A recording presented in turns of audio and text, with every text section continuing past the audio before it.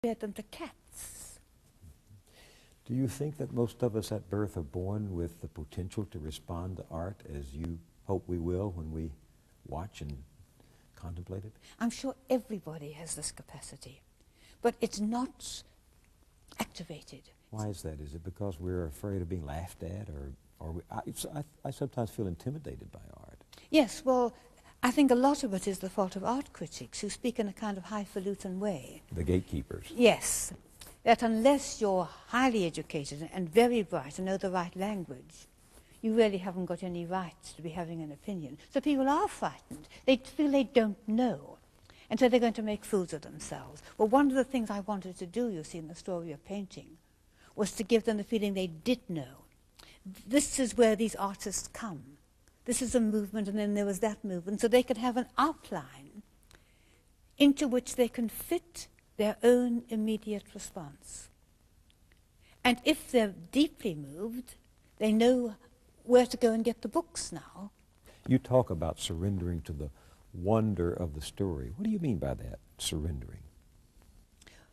Well, to me, it's a crucial noun or verb, surrender, because it means that you're not going to have labels, you're not going to defend yourself by the ramparts of your own ego.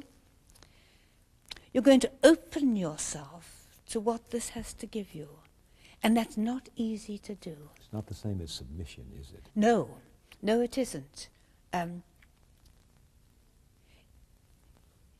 You know, the Muslim religion, that's what the word means, and to me it's extremely beautiful, because that's what all religion means. Submission. Submission. So, no, surrender. Surrender. Surrender, which is something that, for me, involves a loving trust, whereas submission can be a kind of superior and inferior business. Right, exactly. So when you ask me to give myself, to surrender to a work of art, what are you asking me to do? I'm asking you to let this work speak to you without you setting up preconditions, without you in any way defending the fragility of your ego. Because works of art can often teach us things about ourselves we would rather not know. They're going to take you into another's vision only to bring you back to your own truth.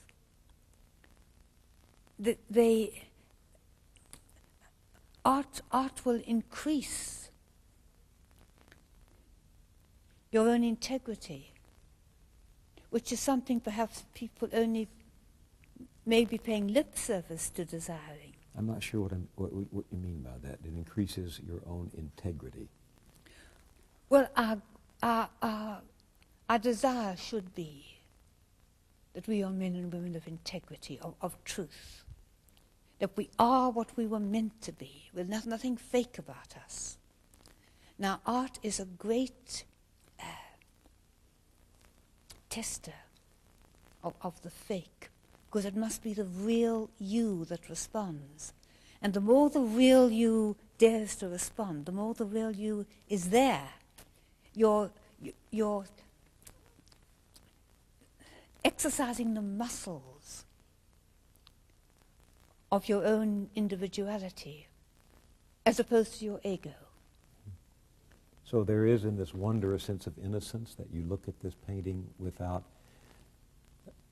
a previous fixation? Yeah. It's very difficult to do, because our eyes are not innocent, but we must hope to make them so. We must refuse labels and prejudices. Just try to see, as a child sees.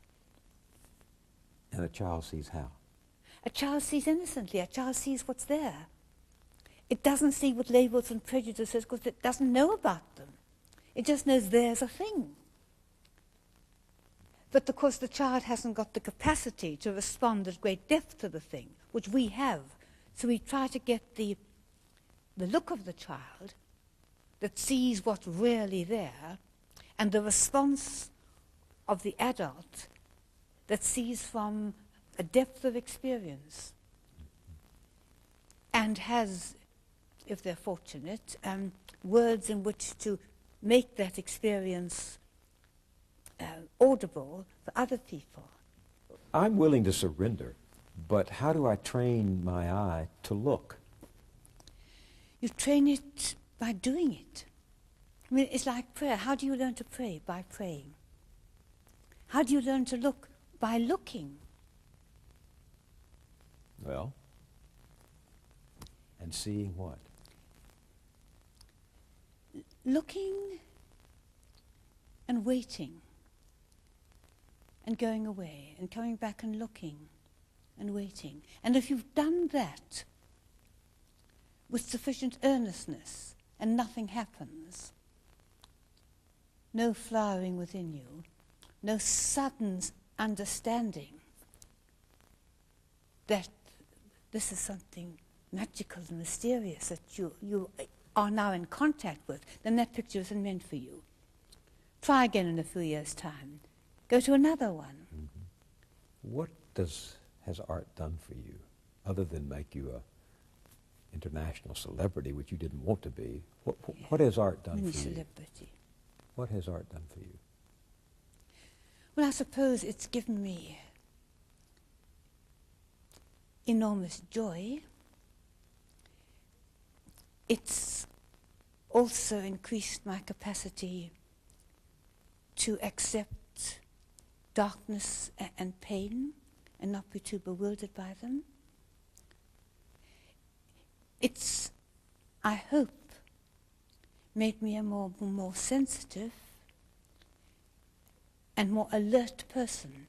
The one fatal thing is to be a zombie. And I think we're all in danger of living part of our lives at zombie level. Well, I think art helps one to be perpetually there, as it were. There is... There, alert, constant, in somebody. that moment. Yes, in the moment. Because God's coming every moment. But we're not receiving him every moment because we're not even noticing that he's coming. We're drifting through. Well, you see, in art you can't just drift. Art is demanding of you attention.